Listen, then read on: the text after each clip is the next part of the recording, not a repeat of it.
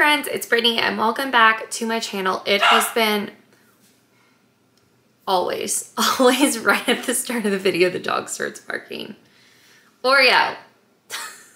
It has been a minute since I posted a recipe video, but we're officially in the swing of fall. If all goes well, this video should go live the day before Halloween. So happy Halloween. I hope you guys are enjoying all the cozy fall vibes and getting so excited as the holiday season approaches.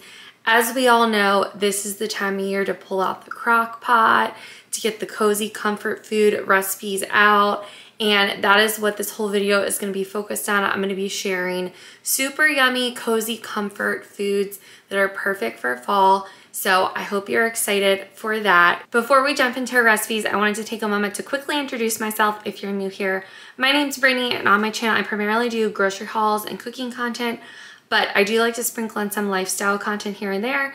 So if those are areas that you like, I would love to have you join my YouTube family. Hit the subscribe button. If you enjoyed today's video, I would love if you could give it a like. It helps me out so much. And with that, let's not waste any more time. Let's get into our recipes. The first is Frito Pie. Here we go. To make our Frito Pie, you're going to start by browning 1 pound of ground beef. As always, I'll have the full recipe and details below in the description box, so go there for all your specific measurements and ingredients. I'm also adding some bell pepper, onion, salt, pepper, and some garlic just to season the ground beef as I'm browning it. And then I'm also going to add corn, taco seasoning, chili powder, beans, tomato sauce, and rotels. You're basically making a chili mixture here. This is such an easy recipe for a weeknight meal because you're really just throwing it all in the skillet together, and then it's going to go in the casserole dish to bake, and you can go do other things while it's baking. And we really enjoyed this recipe. I think this would be perfect too for like a football day.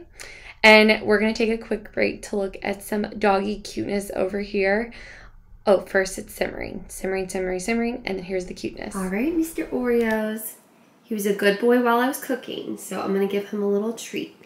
You want a little treat? Come here. Does Mama got cheddar cheese? Does Mama got cheddar cheese? Sometimes I give him the cheese plate after I finish shredding cheese, and it makes his day. Yummies. Back to the recipe. So you're going to want to grease your casserole dish and then spread your Fritos out in the bottom. And then you're going to add some cheese, and then you're going to add your chili mixture on top. And then you're simply going to add some more cheese over the top. And then you're going to bake at 350 for about 18 to 20 minutes. Honestly, everything's cooked pretty much, so you're really just allowing time for the chips to soften up a little bit and the cheese to get nice and melty on top. Again, we really enjoyed this. It makes quite a bit, so if you're a smaller family, you're definitely going to have leftovers. And as I mentioned, I think this would also be perfect for serving a large crowd. The next recipe I'm sharing is a recipe for Chickencacciatore. So to my slow cooker, I've added 3 pounds of chicken thighs, crushed tomatoes, a bunch of veggies, tomato sauce, and then I'm adding black olives. Lots of seasonings. I've got Italian seasoning. I'm adding garlic, salt, and pepper. This recipe is from the Fit Slow Cooker Queen. I love her recipes, and I've shared them on my channel before. And I will make sure to link the recipe below in the description box. So I'm just mixing everything together. And then you cook on low for about 6 hours. And the final product is this beautiful, like, chicken tomatoey stew. And it is just the perfect warm comfort food for fall. You can use chicken breast, but I would highly recommend using chicken thighs as they just add so much flavor. And then I serve this with a Caesar salad. And then I had these garlic knots I picked up at Aldi. They're like my favorite. You just cook them in the bag. And I served them over egg noodles. I would highly recommend serving over pasta. It was just so comforting. You could also serve over mashed potatoes. For our last and final recipe of this video, I'm sharing probably my favorite of the 3 recipes. This is slow cooker creamy and tomato soup, and the author of this recipe is the Salty Marshmallow. Again, I've made several of her recipes before, and they're so good. Recipe will be linked below. But this is just such a good recipe for a weeknight, but it's also impressive enough to serve for company. It's so simple, but so delicious. So I'm starting by greasing my crock pot with cooking spray, And then I'm going ahead and adding 2 large cans of whole tomatoes. You're going to want to make sure they are whole tomatoes. Then I'm adding to that tomato sauce, and this will be the base of our soup. And then to that, I'm going to add 1 cup of chicken broth. I think I had like an open container that I was able to use up for this recipe, which was perfect. You could also use vegetable stock if you want to keep this recipe vegetarian. Then I'm adding some chopped white onion to the mixture, and this is just going to add a lot of nice flavor to the soup.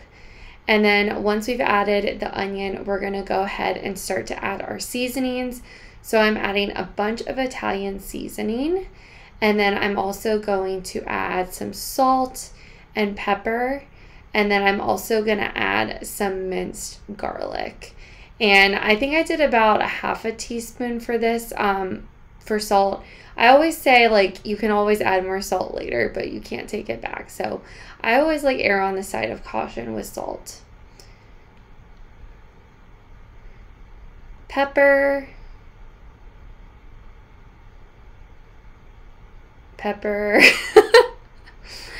And then here's my minced garlic.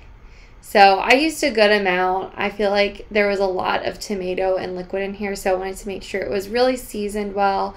So just mixing this up. And then I did decide, although the recipe did not call for it, I did decide to add some white sugar. I like to do this with recipes that have a lot of tomato in it because it cuts back on the acid. This is actually something I did with the Chickencacciatore as well. I added a little bit of white sugar just because it can get pretty tangy and tart. And then after it cooks for 4 hours on low, that's what it looks like.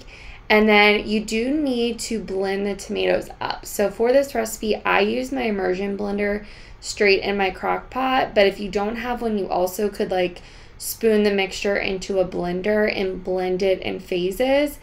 I highly recommend getting an immersion blender. It's just so much easier and they're not that expensive. And then at the very end, once your soup is blended, you're going to add heavy cream to your liking. The recipe called for a lot more cream than I added. I kind of just splashed it in and would stir it. And then once it got to the kind of consistency and taste that I liked, it was all done. But this was super delicious, and we ended up serving it with a side salad. I think the next night we had enough for leftovers, and we had this with grilled cheese. It's just like the perfect dinner in my opinion, and super cozy for fall. So that concludes today's video. I hope you enjoyed these fall cozy comfort foods. I hope that you'll give some of these recipes a try. We really enjoyed them. They were all so easy. We're definitely going to incorporate these into our meal rotation. And as always, I've linked the recipes below in the description box, so head down there to get all the details. Thank you so much for watching this video today. Again, if you enjoyed it, I would really love if you could give it a like. It helps my channel out so much. And also, feel free to subscribe. I'd love to have you here. Thanks again all for watching, and I'll see you all in my next video. Bye. I've been looking for them all my life. Tricks, I'm playing every